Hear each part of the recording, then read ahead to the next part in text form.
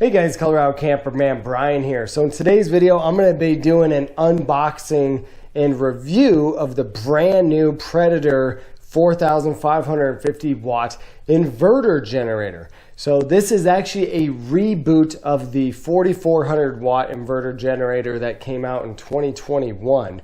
We did buy that one last year, but it had some issues with it.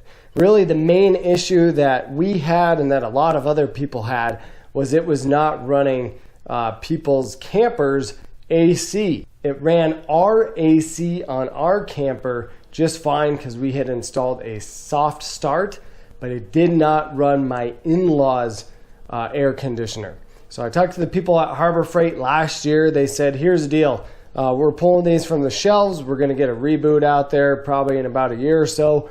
Since you bought the extended warranty, you can either wait for that one to come out or we can upgrade you to a different generator. We already had the 3,500 watt inverter generator, so we weren't interested in doing that. So we decided to wait, and now we got this one. We loved the 4,400 watt generator. It did everything that we had asked it to. It worked great. We never had any issues.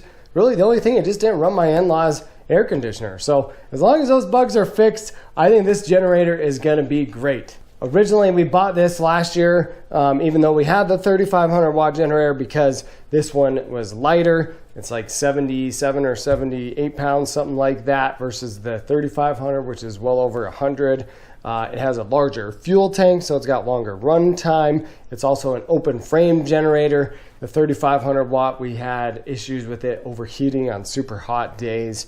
And this was still an inverter generator, so it was good clean power, and it was relatively quiet as well. So I will unbox this, show you guys exactly what the generator comes with.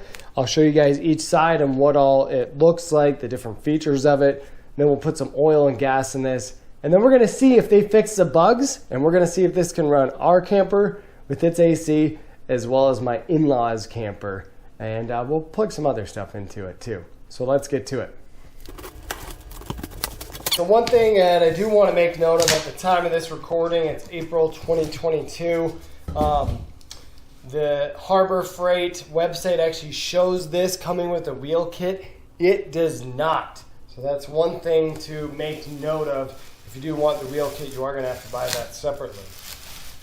All right. So it looks super similar. Oh, wow, this is cool. So they actually had this come with high elevation carb kits. That is sweet. That is really sweet because we live at high elevation.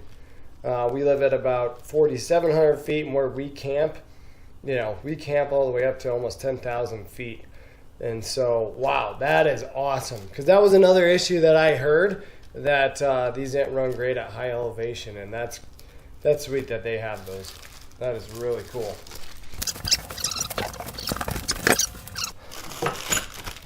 So we got our funnel, our 30 amp RV connector, a little funnel. I hope that they extended this or changed this up because it was a little short last year. And then you got your spark plug, wrench, screwdriver.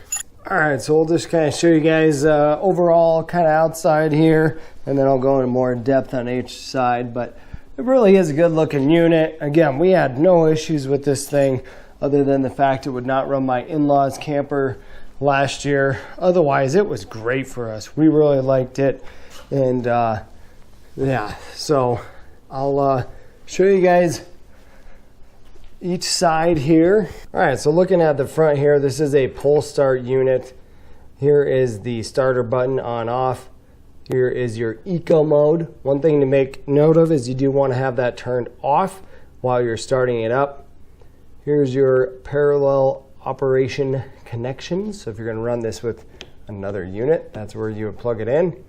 You have your carbon monoxide shut off, a little warning light there. You have a couple 5-volt USB ports here. You have a couple other indicator / warning lights here. You have your low oil alarm. your overload alarm, and then your output indicator light that flashes green when you're ready to get going with the output there. Main breaker.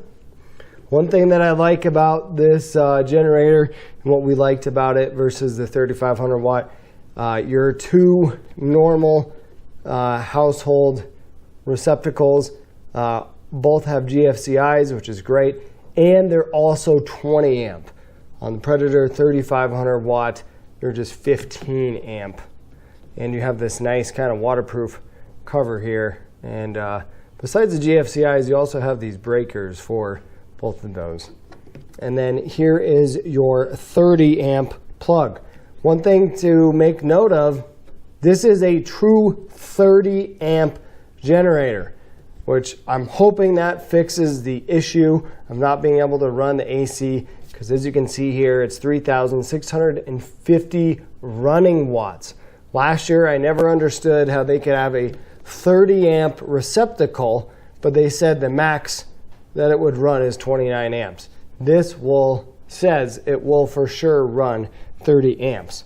Down low here, you have a oil dipstick and fill down here. There's actually two of them on here.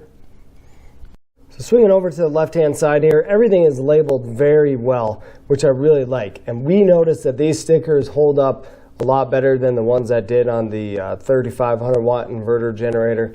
These have worked great. This, I believe, is the vent for the CO2. We have some other venting right here. Here's where your choke is, as well as your fuel on-off switch. And again, it's got some nice pictures showing what it is. We have another really nice sticker here which says clean spark arrestor below when changing oil. I really like that because a lot of people have issues with the Predator generators because the spark arrestor gets dirty, and I'll show you guys what that looks like. But they have issues with them not running. It's just simply because the spark arrestor is dirty. So that's definitely smart on Harbor Freight's side. So everything is very accessible here. We have the spark plug here, carburetors over here. You have another oil fill and dipstick here. You have your air filter as well as the inlet right here. So everything is very open and accessible and easy to work on, which is really nice. The one thing I did not like about this generator last year was the drain for the oil. It's really dumb how it works out. It kind of goes everywhere. It looks like they did not fix that, which is a bummer.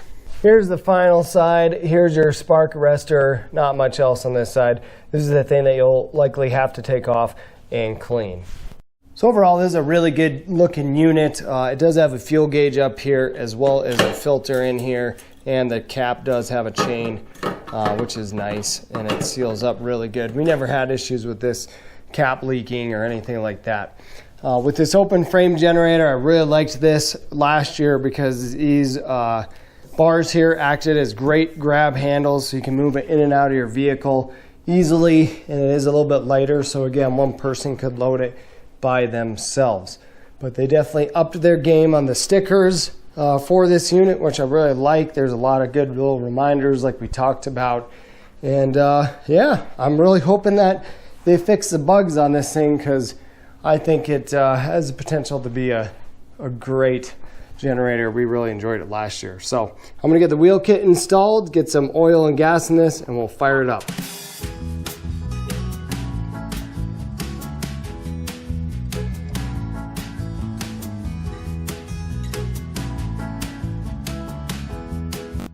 Here's the wheel kit installed. It wasn't too bad. Took maybe 20 minutes or so to do. Got the bigger 10-inch. And it's nice. These screws actually already came on the frame. So I have 4 extra screws here left. But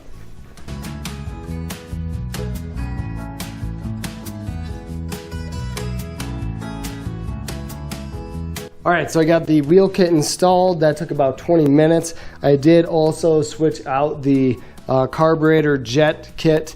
You get 2 different kits here. Owner's manual says that if you are above 3,000 feet, you need to put one of these in. I put the one that's 6,000 to 8,000 feet because we primarily camp at elevations at that or above. So I'm hoping that that should be good. It does say that you need to have this installed by a certified mechanic. Luckily, as a dad, I have an FE certification. That's a fix everything certification. So I was more than qualified to switch that out. Now that everything is switched out and we got the wheels on, we are gonna put oil in this, put gas in this thing, and finally get it fired up. All right, so I'm gonna put oil in here. I am just using my own funnel because that other one is so small and dumb and it doesn't really work. The instructions say use 0.6 quarts of 10W30 oil. So that's 19.2 ounces. So I'm gonna use this handy dandy funnel that says exactly how many ounces it is. Reminds me of a beer bong in college. All right, I am gonna swap out the spark plug as well. Everybody always says to do that with these Predator generators. All right, this is a 13/16 bit.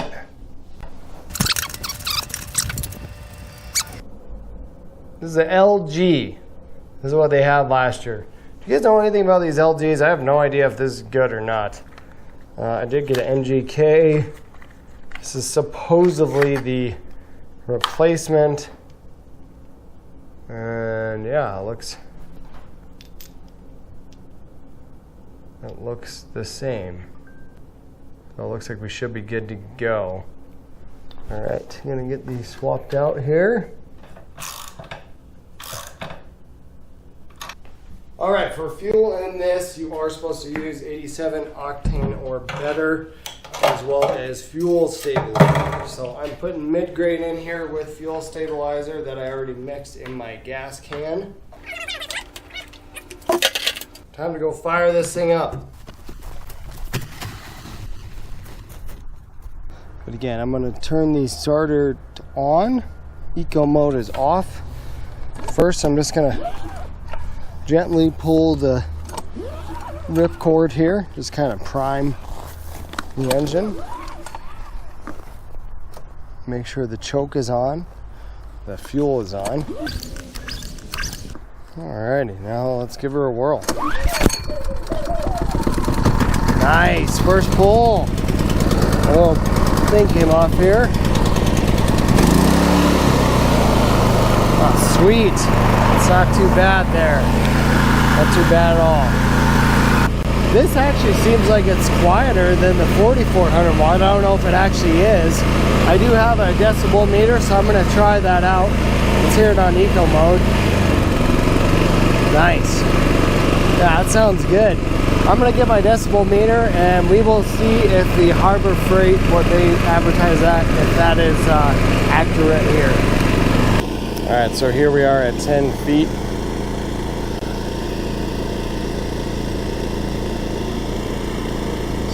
69. See, it's just right there. All right, so here we are at 25 feet.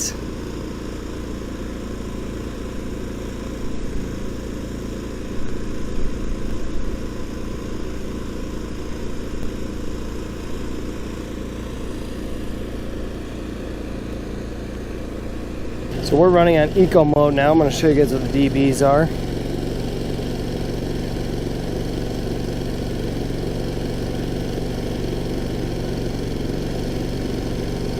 So at 10 feet, right around 66. We're at 25 feet on eco mode.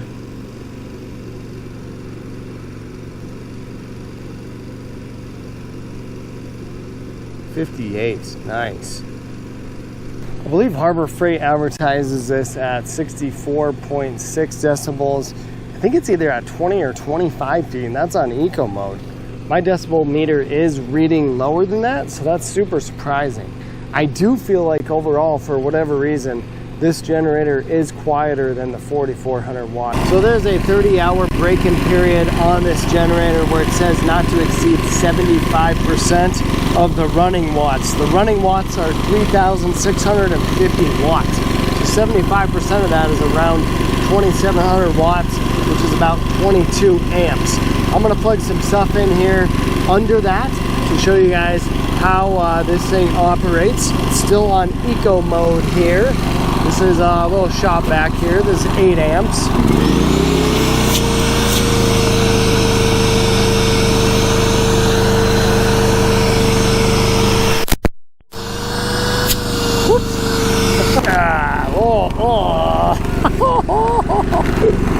Gonna need a washing.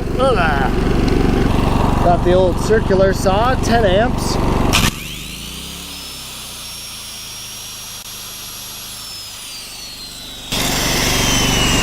All right, I'm gonna run a table saw and a miter saw inside my shed. I have it plugged in. We're still going on eco mode here. I'll show you guys what it's like. All right, here's my table saw. It's 15 amps.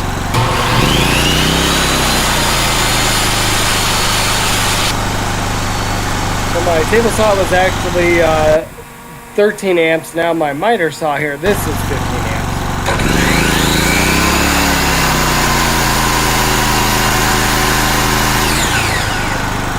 This thing did great with those 2 saws. The thing that I really like about this generator is the fact that when you put a load on it, it doesn't seem to get bogged down. It just kind of maintains its RPMs. Maybe it revs up a little bit, but it's not like the 3500 when you put a big load on it, it really bogs down. I'm gonna try hooking up our camper here now. We do have a soft start, so we should still be under the 22 amps for the break-in period. I did buy one of these dog bones, I guess they call them, I don't know for sure. So it's a little bit different than the one that came with the generator. I'm gonna plug this in. It is a twist lock. I'll put an Amazon link in the description if you're interested in getting one. We've had this for last year and we love it. So I am gonna turn eco mode off. Get our camper plugged in here. Revved up a little bit there. No overload lights or anything. We're still looking good. I'm going to jump in the camper now and turn on the AC. Alright, so here I am inside the camper. Going to turn on the AC.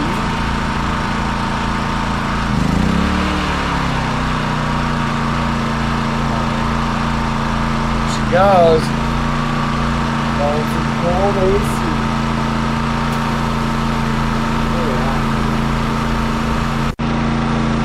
Generator is going with our AC. Overload lights, nothing came on. She's looking good. And low and cold AC inside. Yeah.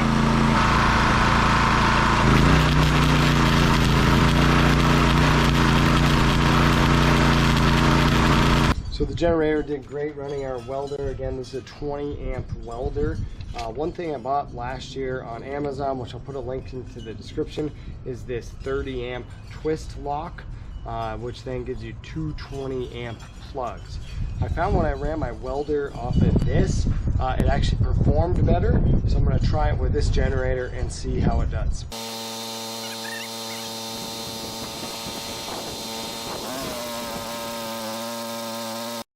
Alright guys, so here's my 2 different welds. This one I was hooked up to the 30 amp receptacle.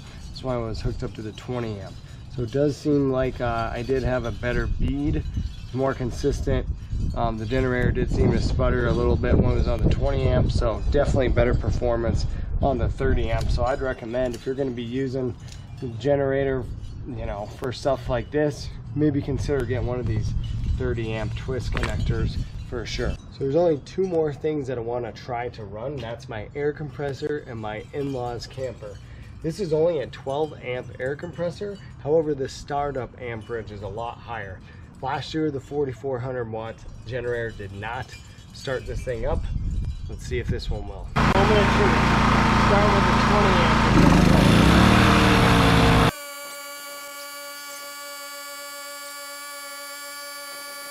Oh man. That is so awesome. Well, I can't tell you guys how excited I am that the generator runs my air compressor. When I bought the 4400 watt last year and I tried it out, it didn't work and I was super bummed because we plan on building a shed at our property where we camp. There's no power and I was going to use the generator and my air compressor to frame up the cabin because I have an air gun. I have air gun for shingles and I was going to use that. I'm guessing since this generator now runs air compressor, I'm guessing it's going to run my in-laws camper, which is really the only test I have left. All right, guys, I'm at my in-laws camper. This is the moment of truth. See if we can run their AC.